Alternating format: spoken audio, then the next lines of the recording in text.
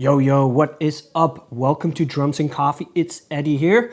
This is the podcast where we dump the boring interviews. This is actually the podcast where we grab a cup of coffee and have real conversations with the most inspiring drummers in the world. And these aren't your typical, what sticks do you use interviews? These are the chats we wish we all could have. These are the ones about creativity, flow, getting stuck, self-doubt, and what to do when you get in a place where you don't know what to do. And everything in between. Because let's be real, we all get stuck somewhere behind a kid. And these conversations, they're about finding the way forward. Now here's the deal. The first 10 episodes were recorded live at the first edition of the European Drum Show, where these conversations were actually meant for my own research into all the topics that I've just named. But these conversations were so awesome that I felt like I needed to share this with the world. And that's why I started the Drums and Coffee podcast. To give you quick conversations of about 20 to 30 minutes that you can listen to while you drink your coffee on your break, to give you an insight into the world's greatest drummers and their ideas, their secrets, their thinking, and how they get out of a place when you're stuck. And because this is live at the European Drum Show, you might hear some drums in the background, but because all the listeners will be drummers, that doesn't really bother us. Does it? Now today's episode is fire because we're kicking things off with a guy you've probably seen on your late night YouTube deep dives, all the way into the rabbit hole, chopping his way through the algorithm, inspiring you before you even realized it. It's the one and only Adam Tuminaro, aka the Orlando drummer. He's got chops, he's got wisdom, and honestly, he's one of the nicest guys in the game. I'm super happy that I get to talk to him, that I got to know him, and this conversation was a total blast, and I can't wait for you to hear it. So pour that coffee, hit play, and let's dive in. This is Drums and Coffee.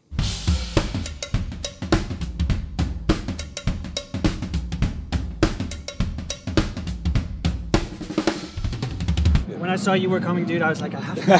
Hell yeah, man. So cool to see this guy. I know your face from screen, you know, when the YouTube time started. Yeah, for sure. Long time ago, man. Yeah. Long time ago. 2007? That was my first YouTube video. Was 07, 08, somewhere in there. It was very bad. The first 2 years of content, I just deleted all of it because it was just mistakes in drum lessons. It was horrible. Yeah. But it's been that long, man. Yeah, so long cool, time. Man. Yeah, and is the drum school still running? Yeah, Orlando Drummer's still up. Got iPhone apps, Android apps, website, all of it's still going. Yeah, I see no reason ever to shut it down. Yeah. You know, even though I'm doing different stuff now, it's still alive and well. People love it. So yeah, man. I appreciate all the effort you put in that over all the years, man. Thank you, man. Thank you. You reached a lot of drummers and helped them a lot. Yeah.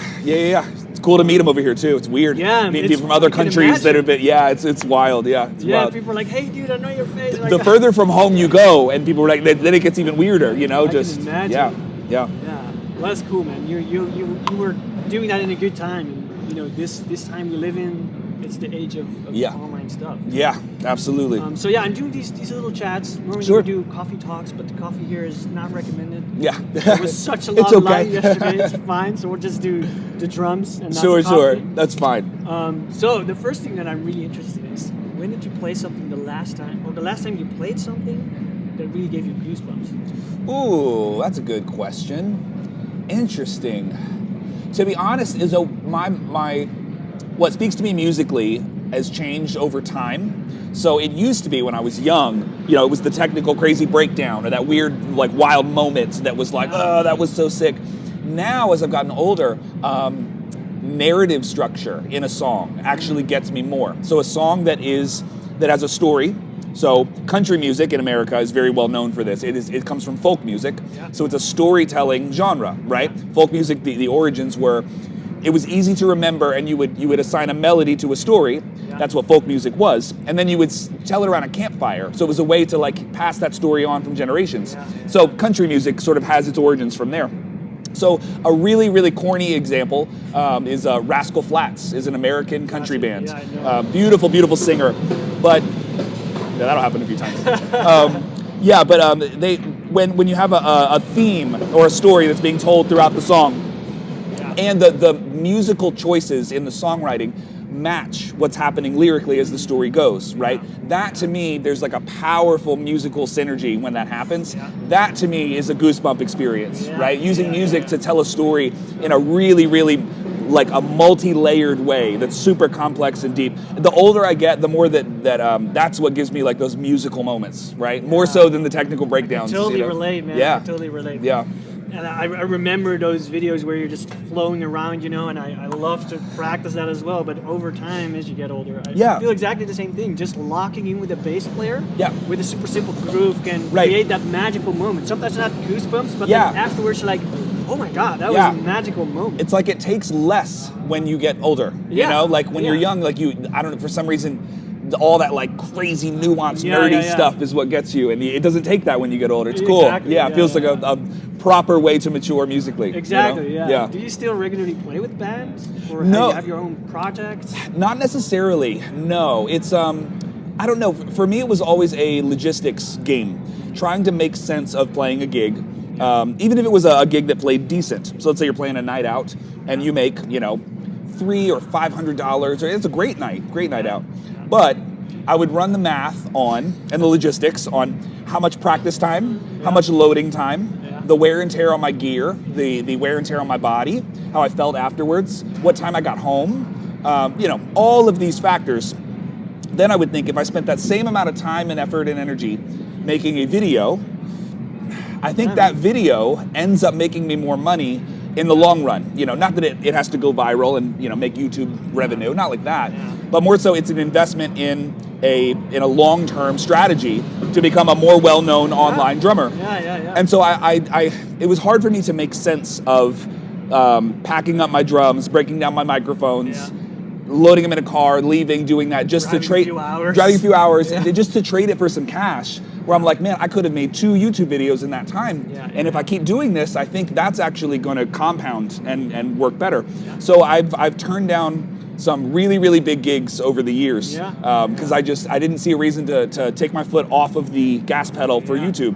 So I think my last gig was 2017, and I regretted it.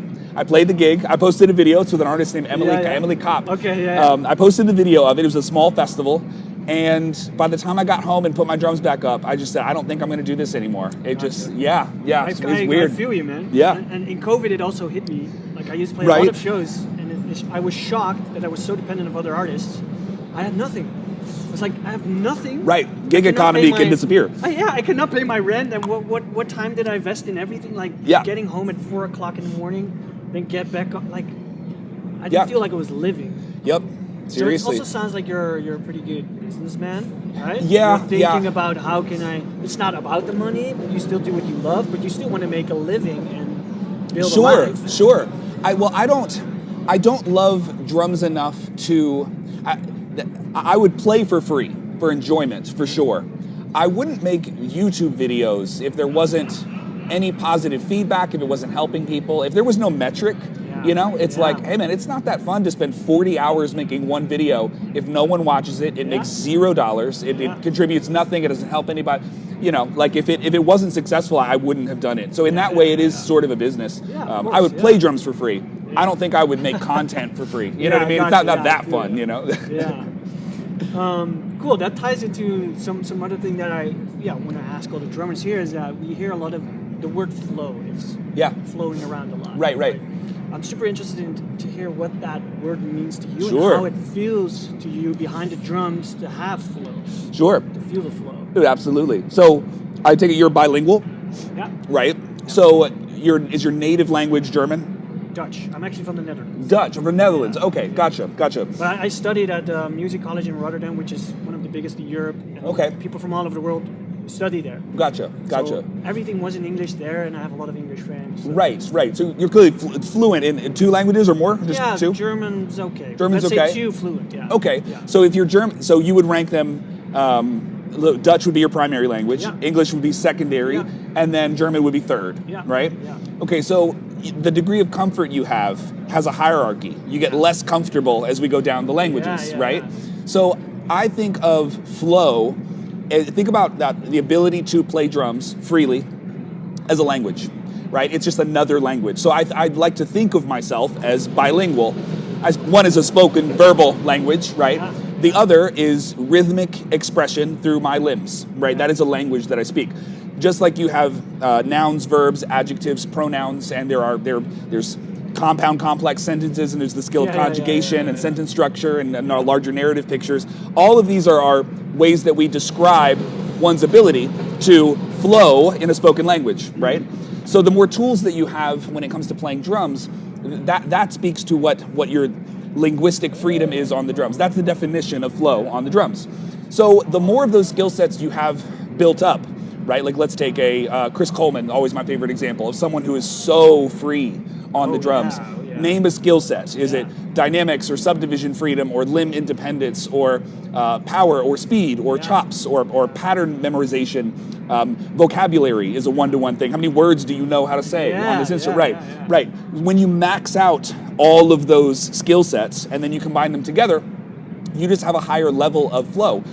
So it's like a conscious stream of thought becomes possible when you have a larger vocabulary and all of these other tools to structure it and let it come out correctly, right? So that's how I define flow. It's just like a language. Someone who's very verbally articulate, it just means they got a lot of tools and the thoughts can come out very quickly, right? And drums are the same thing. It's just a little more physical, but it's still an expression of thought that has to flow through in a different way. And you're communicating something. Yeah, exactly. I love to have Benny Grab as an example for that. Always. He always communicates funny things while he's playing. Yes. And remember his performance on Minor Drum Festival 2013? Okay, I'm sure I've seen it. He has this little piece on improvisation and musicality. Yeah. It's like a 30-minute clip, and I've seen it like 100 times. Yep. Because he talks about exactly what you say, like communication and having that, fluent language. Keep in mind, he wrote the book called The Language of Drumming. So, I could, of course, he's influenced my thinking in that way, for sure. I studied with Benny for a little while. Nice. And, of course, he would make the same argument that it is just another expression of language, for sure, for sure. Very similar. And how would you practice? Do you feel like you can practice flow, or how would you approach practicing? So think of it this way. If you were learning a language, a really good exercise would be creative writing. So I'd like you to think of a short story, even if it's a story for a child, a 5-year-old. So we're talking about, two little bunnies that go into town and maybe they run into some trouble on the way, and then they fix it, and then they, go get their carrots or whatever they wanted, and then they come home safe. Little story like that. Yeah. Write me that story in a language that you're not super comfortable with. And as you have to force that creative flow to come out, that's what practice is, right? So I love using creativity as a form of practice. For me, like there is a very utilitarian way to practice, where it's like, here's the sheet music and here's the exercise, and you have to do that stuff too. But the older I've gotten and the more like musically mature that I've gotten, I could practice for 30 or 40 minutes or an hour, but it's creative writing. It's allowing thoughts to come out, hearing an idea, go, oh, I kind of like that.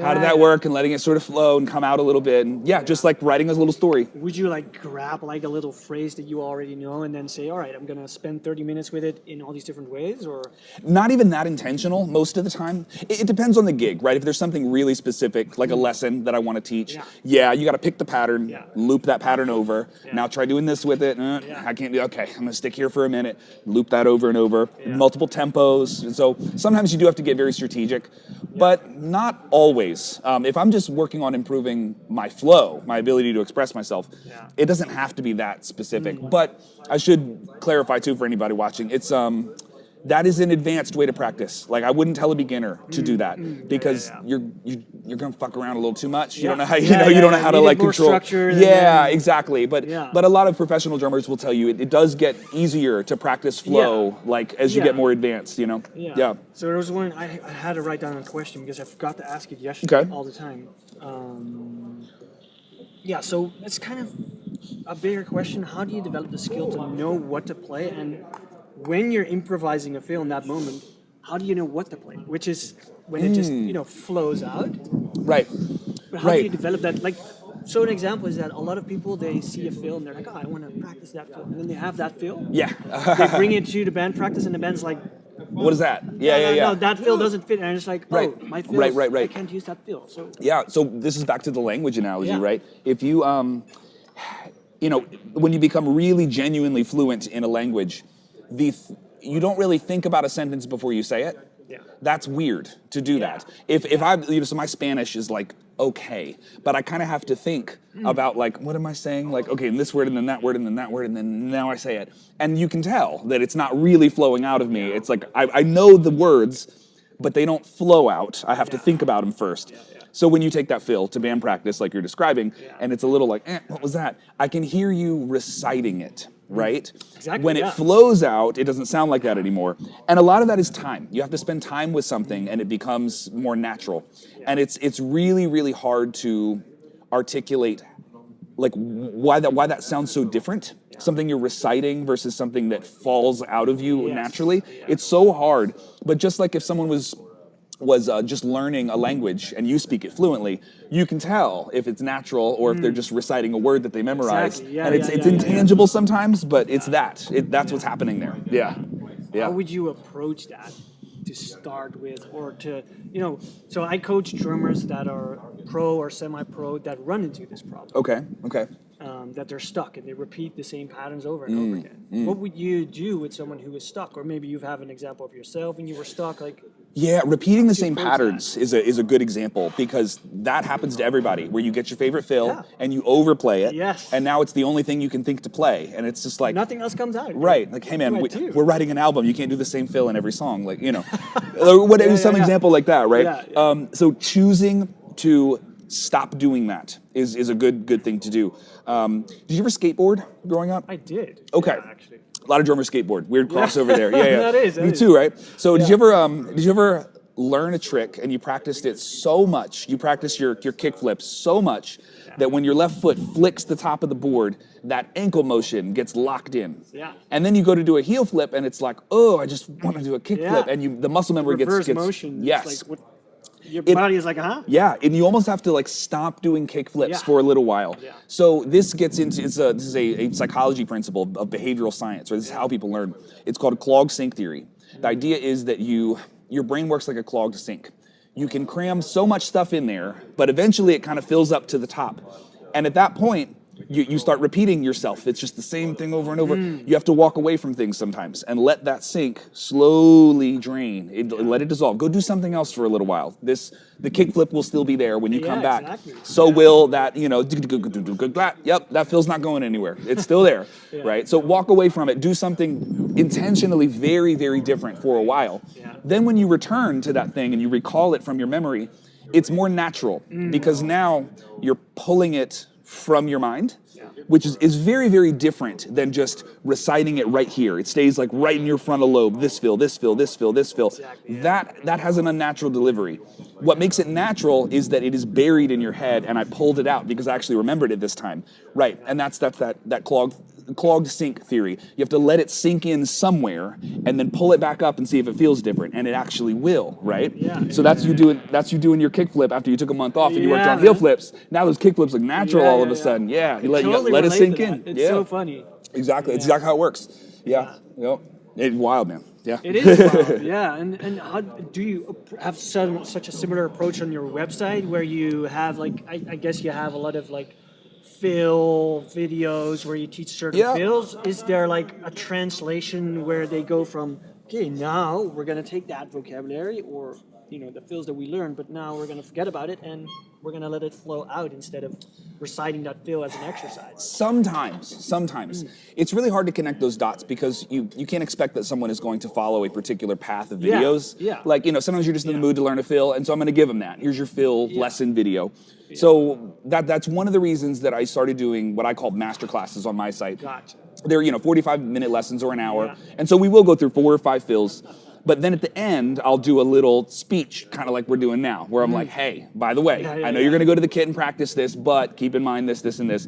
So those lessons are more casual. It's more like a conversation at the end. And it's honestly how I do private lessons as well. So we can do the nerdy stuff for a while, but I'm not going to let you leave this lesson until we pause and have a talk about how you're going to do this and when you need to walk away from it and where we're going here, that sort of stuff. But it's a little weird because if you haven't subscribed to my website and seen those lessons, or seen one at a drum clinic or taken a lesson with me, you've probably just seen YouTube stuff. And you got to remember, YouTube lesson. You only scratch the surface of what you're actually offering. And a YouTube lesson it's a marketing tool. It's supposed to be entertaining, grab your attention. The reality is I think some of my most entertaining lesson material goes on YouTube, but I wouldn't call it my best. I wouldn't call it my best. I need way more time and patience and conversation to really like sell that point to somebody. So yeah, my masterclasses on my website. That's where I would do that stuff. Yeah. Is it a monthly subscription? Yep, monthly or annual, basically one of the two. Yeah. Yep, and that whole model. There's many websites. Drumeo would be the one everybody obviously knows. But yeah, that whole model is it's called OTT. The over the top is what that stands for. So Netflix, Hulu, Amazon Prime, all the same business model. So video subscription delivery content. It stands for over the top. That came from HBO. Do you guys have HBO over here? Home box office, right? So HBO was known for going over the top of the cable companies.